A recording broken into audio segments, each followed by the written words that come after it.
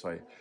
Okay, folks, again, I am with Bob, and check out one of the other video we did of his beautiful Imperial, and it's a spectacular video, spectacular car. But right now, we're going to talk a little bit about his indoor car collection, and you know, people collect cars, and I've met some folks who've got 20, 30 cars. One fella, a good friend of ours up in northern Minnesota, 95 cars. Mm-hmm. How many cars are in your indoor car collection? 6,000 plus. I'm sorry, I thought you said 6,000 plus. 6,000 plus. But okay, now let's share with the folks what we're talking about. This is part of his 6,000 plus car collection. Tell me about what we've got going on here. You had a cute anecdote about the cabinet as well. Well, years ago, my wife said, "Do you think we could not have cars, model cars, in the living room and dining room?" And I said, "Sure." You know, that was before the obsession blew out of proportion. So anyhow, make a long story short, I said, "What about the entryway?" And she said, "Yeah, that'd probably be okay." And I said, "Well, let's go shopping for a curio cabinet," you know, and so we did. And in my mind, I'm thinking $300-400 cabinet. In her mind, $1,800 cabinet. Guess what we got? $1,800 cabinet. But I picked up 81 more parking places. I had to add several shelves, so I've got 9 shelves times 9 cars. And it was a heyday at the time, but even that's not enough today. But this is 81 of 6,000. Of in your collection. 6,000 plus in the Plus collection. in your collection. Yeah. You know, and we're going to walk through the house because there's only a couple rooms, like you said, that don't have collections and displays of these cars. And you've got different scales. What are the different scales that you have of your collector The cars? smallest I've got is 1/87th, which is HO train size. Okay. Then it becomes 1/64 scale, and for those who know model trains, that was the American Flyer scale. Mm-hmm. And then 1/43rd is actually larger than Lionel or O gauge, because O gauge is actually 1/48th scale. Oh, okay. And then next comes 1/24 scale. Mm-hmm. And there's some 1/25th too. Some Yep, manufacturers do, and plastic model people still make 1/25th scale. And then there's 1/18th. Then there's 1/16th, and there's 1/12th. And in the case of this model, 1/6. Okay. And And then, of course, what's out in your driveway, 1/1. one of one. Full scale. One of one.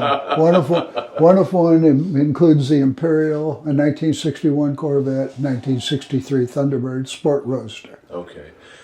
And they're all unique, and they're made of different materials and things like this. And you're eclectic about your cars. You don't have one specific brand or look or anything. You just collect the cars because you collect them.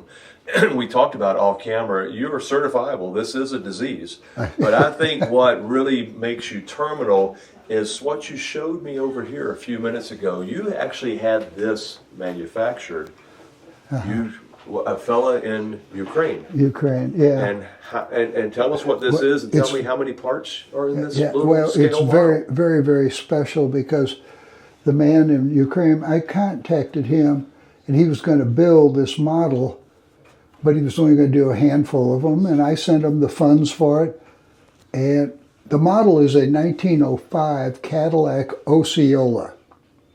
And the Osceola name came from the aunt of Henry Leland, who at that time was the head of Cadillac, and ended up as the head of Lincoln in the 20s. But anyhow, the man that built this model, I sent him the money 3.5 years ago, maybe closer to 4.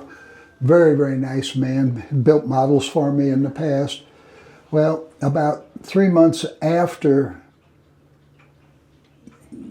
sending him the funds, Russia invaded Ukraine, and they lived in Kyiv, and the apartment building they were in got bombed. So he and his wife and their dog had to relocate, and they ended up in Germany. And he sent me an email saying, Bob, I don't know if I'll ever be able to build your model. I'll just send your money back. I said, you need it much more than I do under the circumstances. He said, well, if I ever get a chance, you will get the model. And so 3 months ago, I got the model. But you were telling me he also sent you a booklet or a write-up about it and chronological order of how the parts went together. Put together. And okay, how many parts are on that? About 138, I think, is what he told me. If you look very closely for a model this size, right, that's incredible. Everything is incredible about it. Each one of the spokes and the wheels had to be placed in the thing. I mean, it's just an incredible model. Wow. And it will stay in my collection forever. There's two things that stay in my collection. Something like a story like that. Yeah. Or somebody will give me a model. Most people don't know what this is all about. Right. But if they gave it to me, it's the thought that counts. It will, even if it's not something I collect. Right. I'll keep it. So, tell me, what is this all about? I don't know. Crazy. Okay. Crazy. Well, people would ask my mother, has he always been car crazy? And her answer was, yeah, I must have dropped him on his head when he was a baby.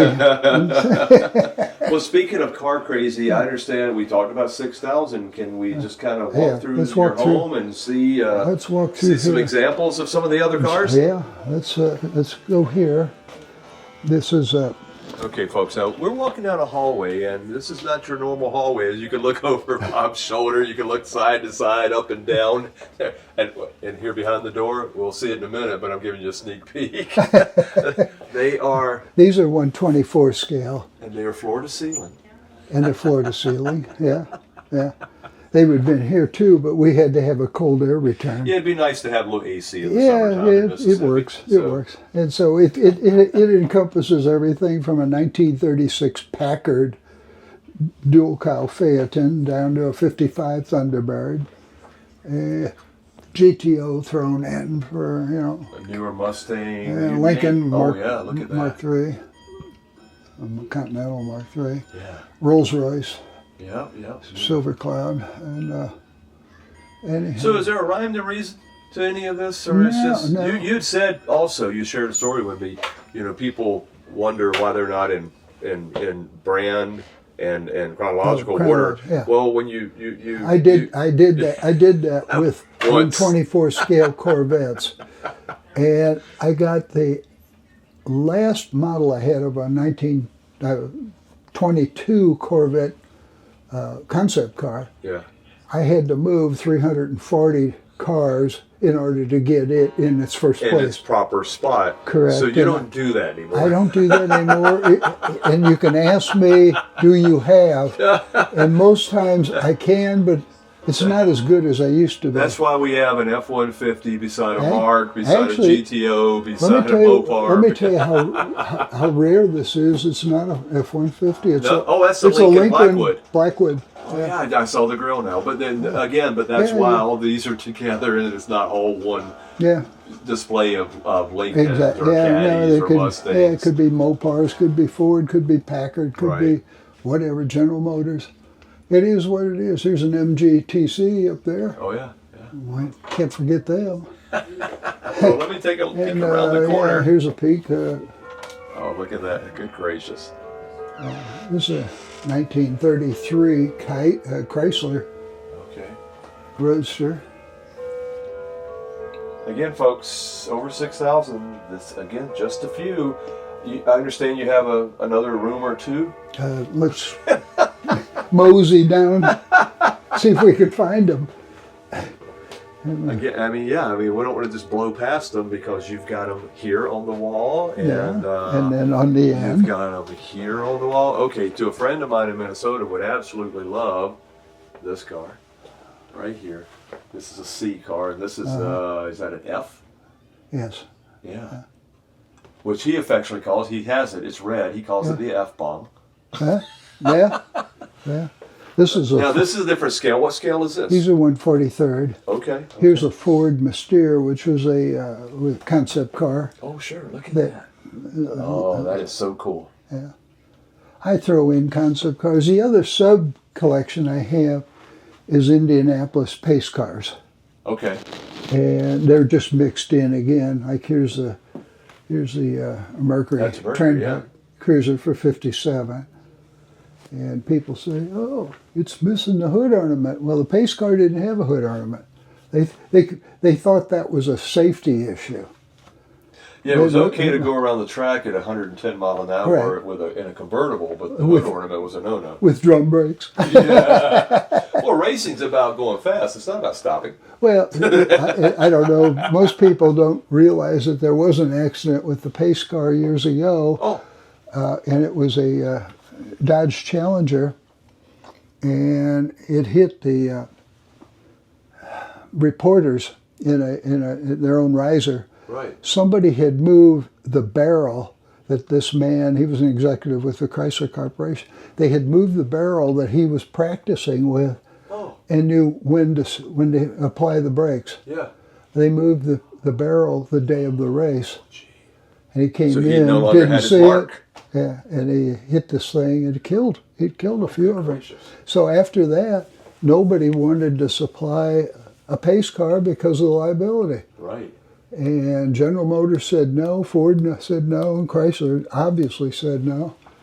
So George Hurst of Hurst Oldsmobile stepped up and said, well, we will do one, but you can't use the name Oldsmobile on it.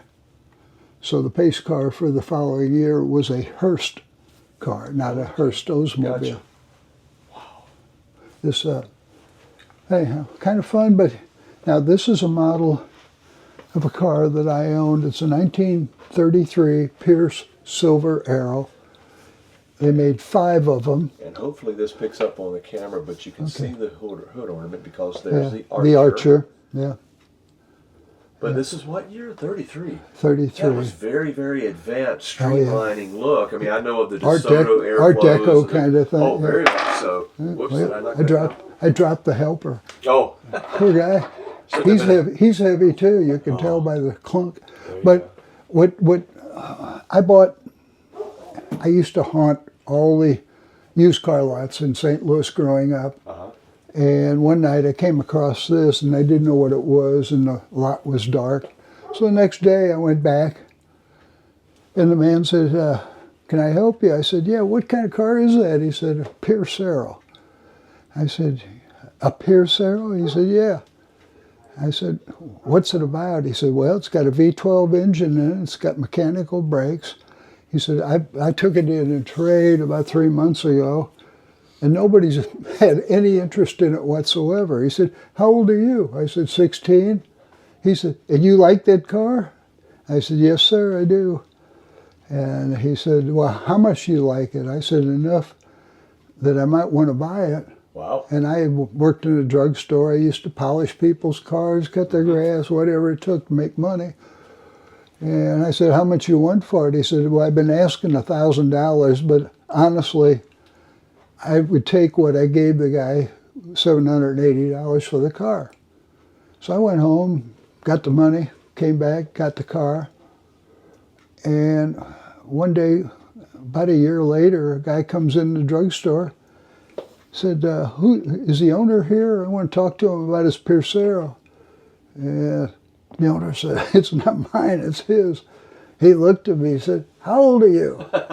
That time, then I was 17. He said, "You want to sell that?" He said, "I'll give you $1,400 for it." I said, "Yes, sir, I sure do." Wow. So I had to go home and get the title. Yeah.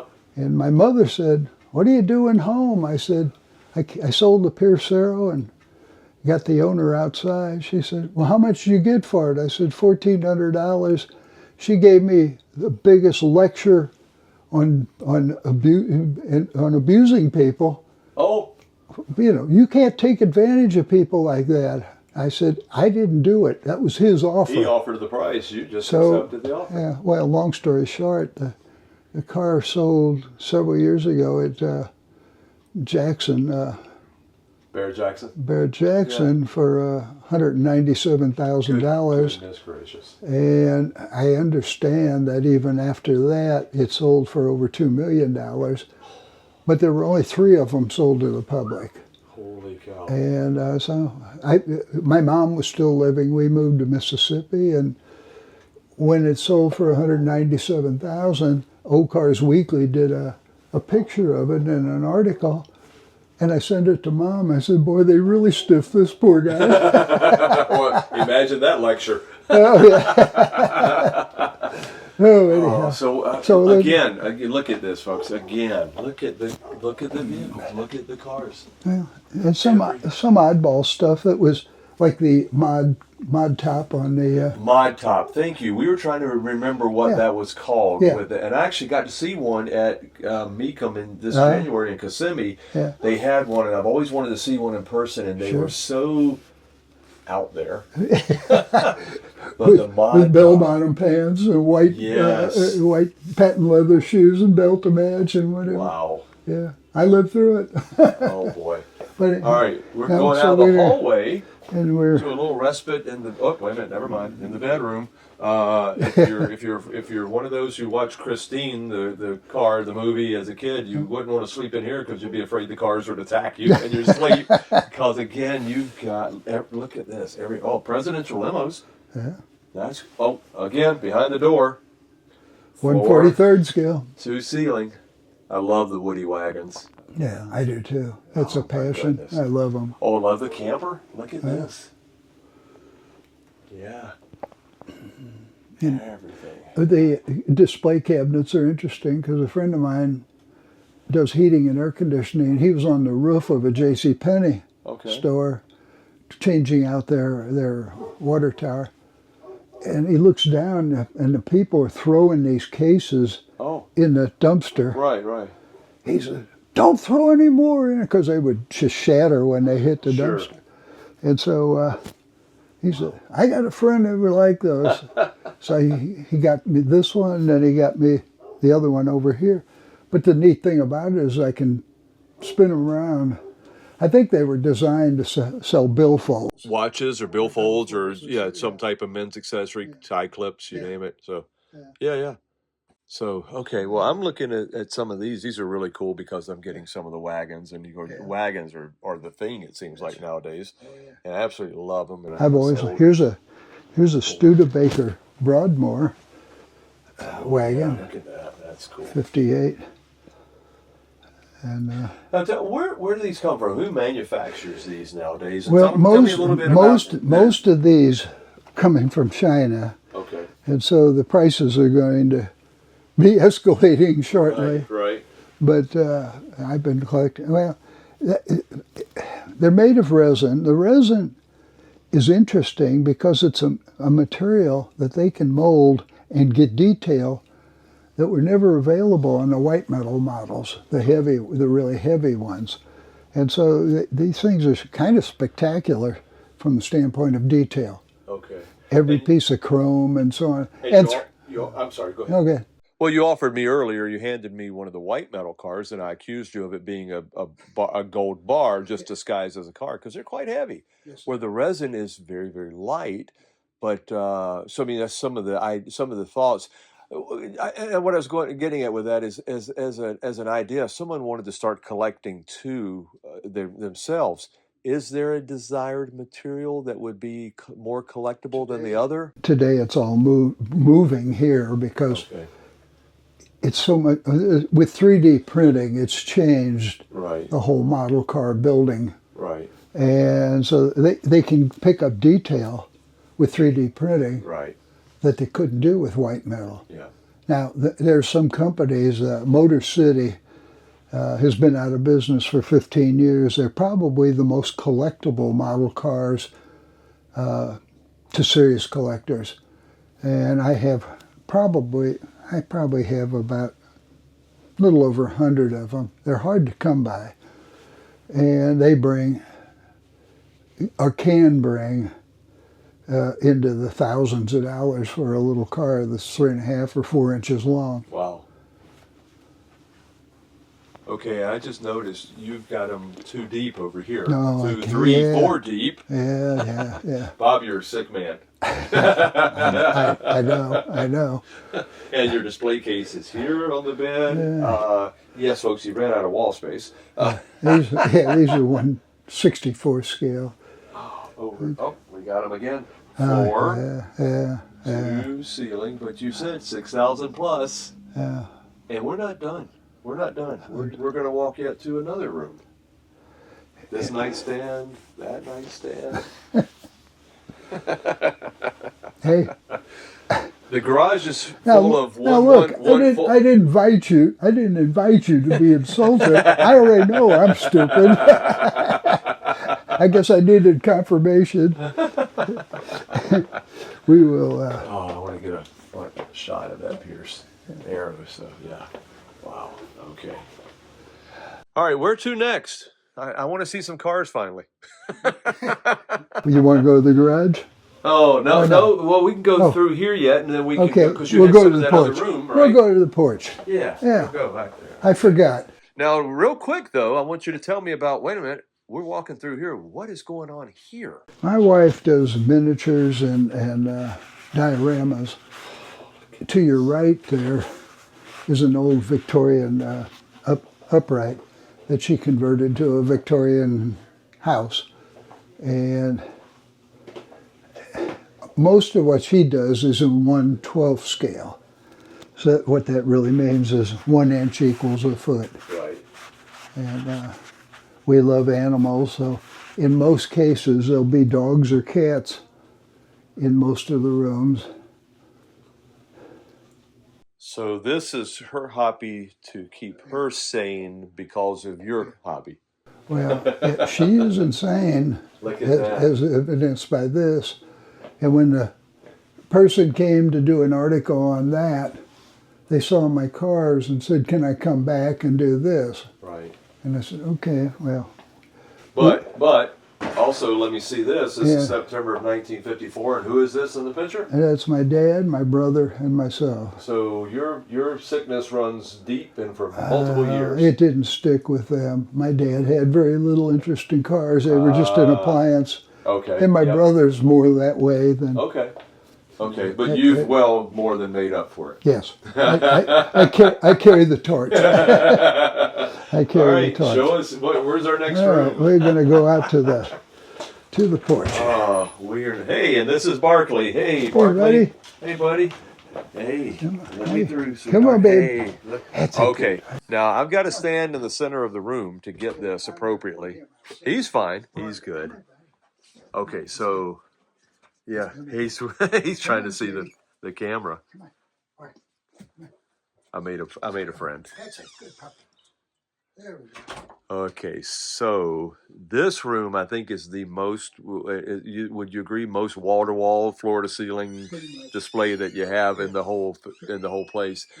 Now I just noticed that we walked through here earlier, but I just noticed all of these up top too that I'm going to be able to finally see because I really couldn't earlier.